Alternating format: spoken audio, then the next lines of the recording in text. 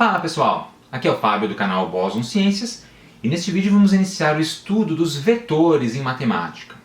Os vetores são construções matemáticas extremamente importantes para áreas como, por exemplo, física, engenharia e muitas outras. E neste vídeo eu vou apresentar a noção básica do que é um vetor. Nos vídeos subsequentes a gente vai explorar mais a fundo como funcionam os vetores e como realizar operações com os vetores. Nós iniciamos falando um pouquinho sobre as grandezas escalares e grandezas vetoriais, a distinção entre esses dois tipos de grandezas. Uma grandeza escalar é uma medida que possui unidade e magnitude. Por exemplo, comprimento, área, volume e massa. Já a grandeza vetorial é aquela que, além da unidade de sua magnitude, também tem direção com sentido. Exemplos básicos: velocidade, força, momento angular ou deslocamento. A magnitude é o quanto você está medindo e a direção é o para onde.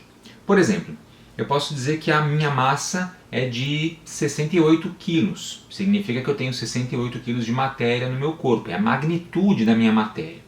Mas eu também posso dizer que eu estou me movimentando de um lugar A para um lugar B. Então eu estou levando a massa do meu corpo de A para B. Por exemplo, do quarto para a sala. Nesse caso existe um sentido, uma direção. Estou indo de um ponto para outro. No caso, o deslocamento é uma grandeza vetorial e a minha massa é uma grandeza escalar. Então é importante a gente ter a distinção entre direção e sentido. A direção é um ângulo relativo a um eixo em que uma reta se encontra e é um valor em comum entre duas retas paralelas, como vocês estão vendo aqui. Então, essas duas retas estão na mesma direção, essas duas também estão na mesma direção. Direção horizontal, direção inclinada e assim por diante. E em uma direção podem haver dois sentidos opostos, e aí a gente vai representar os sentidos por setas. Então a gente está vendo aqui embaixo duas setas, uma apontando para a esquerda um pouquinho para cima, outra para a direita um pouquinho para baixo. É a mesma direção, só que em sentidos opostos. A mesma coisa com essas outras duas setas aqui, uma apontando para a direita e outra para a esquerda. A direção aqui horizontal, só que uma vai para a direita e uma vai para a esquerda. Ou seja, direção se está na vertical, na horizontal ou num ângulo específico, inclinado, assim por diante. E já os sentidos da esquerda para a direita, de cima para baixo, da direita para a esquerda e assim por diante. E com base nessas noções de magnitude, que é o valor de algo, direção e sentido, a gente pode então definir o que é um vetor. O vetor é uma construção matemática que vai representar uma grandeza vetorial, daquelas que a gente viu anteriormente. Essa construção ela vai ter módulo e a direção com sentido. Vetores que são iguais sempre têm o mesmo módulo, direção e sentido. A gente vai chamar esses vetores de vetores equivalentes. E a gente costuma representar os vetores graficamente usando as setas. As setas vão indicar as propriedades do vetor, a magnitude, a direção e o sentido deles. A gente também costuma chamar a magnitude de módulo. E o vetor é uma representação matemática de uma quantidade que tem magnitude e sua direção. E aqui alguns exemplos de vetores do mundo real. Então você tem aqui um carinha empurrando uma caixa.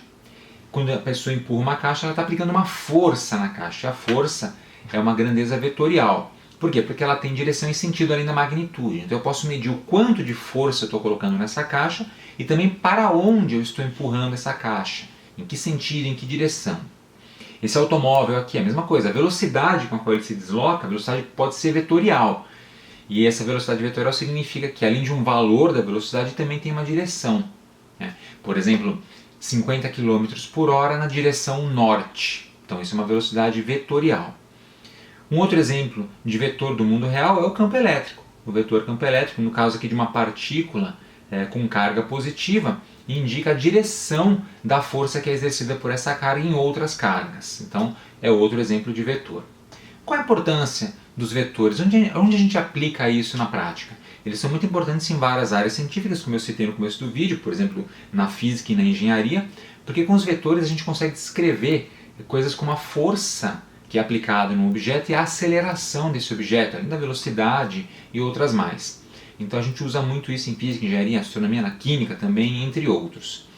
Com os vetores a gente pode, por exemplo, descrever o movimento e a trajetória de um veículo, de uma nave, de um avião, e assim por diante. Por exemplo, um veículo que sai da Terra e vai até a Estação Espacial Internacional para levar suprimentos para os astronautas que estão lá. É importantíssimo o cálculo vetorial para que o veículo que sai da Terra consiga chegar no ponto correto para fazer a conexão com a ISS e se conectar e entregar a carga de forma adequada e não se perder no meio da trajetória. Então os vetores são de extrema importância, como a gente vai ver nos próximos vídeos. E na próxima lição a gente vai falar sobre a representação dos vetores.